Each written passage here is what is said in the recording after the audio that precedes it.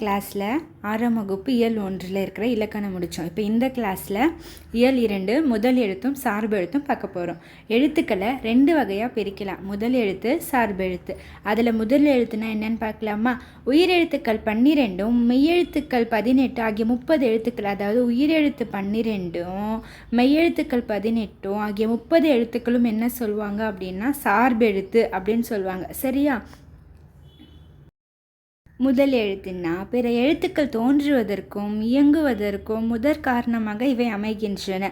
அதாவது முதல் எழுத்து என்னென்னா உயிரெழுத்து 12ம் மெய்யெழுத்து 13 ஆகிய 30 எழுத்துக்களும் முதல் எழுத்துக்கள் சொல்லுவாங்க. முதல் எழுத்துன்னா பிற எழுத்துக்கள் தோன்றுவதற்கு, அதாவது பிற எழுத்துக்கள் தோன்றுவதற்கும் இயங்குவதற்கும் இதுதான் முதல் காரணமாக அமையுது.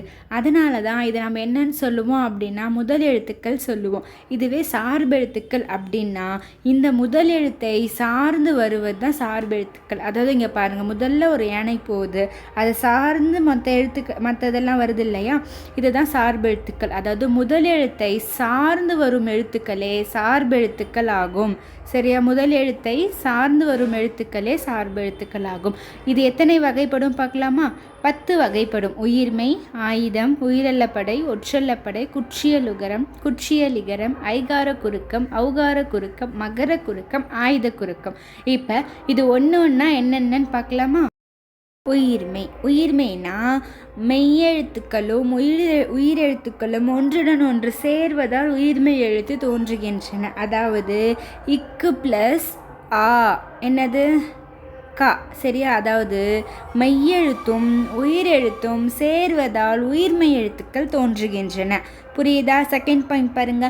உயிர்மெய் எழுத்தின் ஒலி வடிவமும் மெய்யும் உயிரும் சேர்வதாக அமையும். அதாவது நம்ம ஒலி வடிவம் எழுப்புறோம் இல்லையா, அது எப்படி இருக்கும் அப்படின்னா மெய்யும் உயிரும் சேர்வதாக அமையும். பாருங்கள், இங்கே ப்ரொனவுன்ஸ் பண்ணுங்க. கா, அதாவது முதல்ல மெய் எழுத்து கா, ஆ அப்படின்னு வருது, அப்போ அங்கே லாஸ்ட்டில் ஆன் ஆகுது. சரியா? அதாவது மெய் எழுத்தான காவும் உயிரும் கா ஆ, அங்கே லாஸ்ட்டாக கா ஆ வருதா, அதாவது அதனுடைய ஒலி வடிவம் எப்படி இருக்கும்? மெய்யும் உயிரும் சேர்வதாக அமையும். இதுவே வரி வடிவம் எப்படி இருக்கும் அப்படின்னா மெய்யெழுத்தை, அதாவது வரி வடிவம் மெய்யெழுத்தை ஒத்திருக்கும். ஒலிக்கும் கால அளவு உயிரெழுத்தை ஒத்திருக்கும். அதாவது வரி வடிவம் எப்படி இருக்கும்? மெய்யெழுத்தை ஒத்திருக்கும். அதுவே கால அளவு உயிரெழுத்தை ஒத்திருக்கும். பார்க்கலாமா? அதாவது இக்கு ப்ளஸ் ஆ கா, இதனுடைய வரி வடிவம், அதாவது எழுத்து வடிவம் எப்படி இருக்குது? மெய்யெழுத்து ஒத்து இருக்கா? அதுவே கால அளவு, அதாவது மாத்திரை கா அப்படின்றது ஆன்றது என்னது? எத்தனை மாத்திரை? ஒரு மாத்திரை.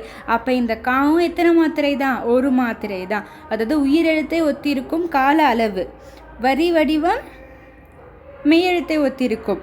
புரியுதா? இப்போ முதல் எழுத்தை சார்ந்து வருவதா இதை நம்ம சார்பு எழுத்துக்குள்ளே சொல்கிறோம். சரியா? இப்போ நெக்ஸ்ட்டு என்ன பார்க்க போகிறோம் அப்படின்னா ஆயுதம். ஆயுதம் அப்படின்னா என்னென்னா 3 புள்ளிகளை உடையது, அதாவது 3 புள்ளிகளை உடையது, தனித்த வடிவம் உடையது. அதாவது 3 புள்ளி அக்கு அப்படின்னு சொல்லுவோம்ல, இது ஆயுதம். சரியா? இது 3 புள்ளிகளை உடையது, தனித்த வடிவம் பெற்றது. இதற்குள்ள இன்னொரு பெயர்கள் என்னென்ன, அதாவது வேறு பெயர்கள் என்னென்னா முப்புள்ளி, முப்பாற்புள்ளி, தனிநிலை, அக்கேனம், இந்த மாதிரி கூட கொஷின் கேட்கலாம். சரியா?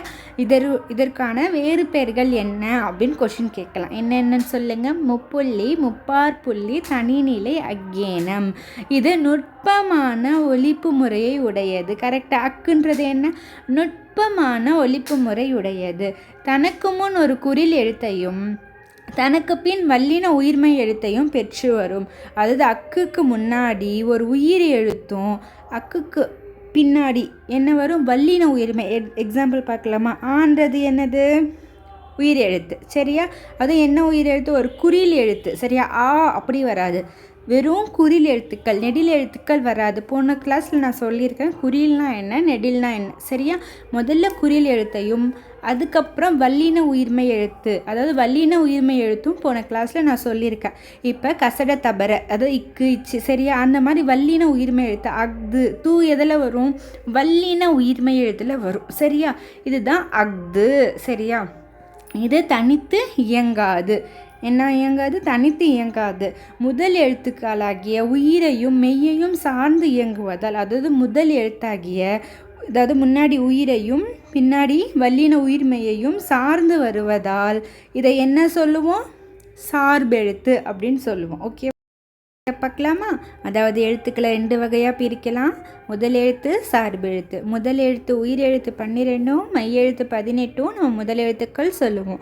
அதாவது முதல் எழுத்துன்னா பிற எழுத்துக்கள் தோன்றுவதற்கு காரணமாக அமைவதால் இதனை நம்ம முதல் எழுத்துக்கள் என்று கூறுகிறோம்.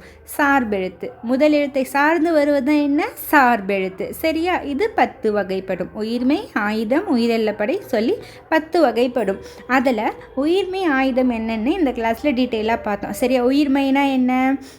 அதாவது உயிர் எழுத்தும் மெய் எழுத்தும் சேர்வது தான் நம்ம உயிர்மெய் சொல்லுவோம். அதனுடைய ஒலி வடிவம், வரி வடிவம் எல்லாம் நம்ம பார்த்தோம். ஆயுதம் எடுத்துன்னா ஆயுதத்துடைய சிறப்புகளை பார்த்தோம், அதுக்கான வேறு பெயர்கள் பார்த்தோம், அதுக்கான நுட்பமான ஒலிப்பு முறை இருக்குன்றது எல்லாத்தையும் நம்ம இந்த கிளாஸில் டீட்டெயிலாக பார்த்தோம். நெக்ஸ்ட் கிளாஸில் இயல் 3 இலக்கணம் பார்க்கலாம். பாய்.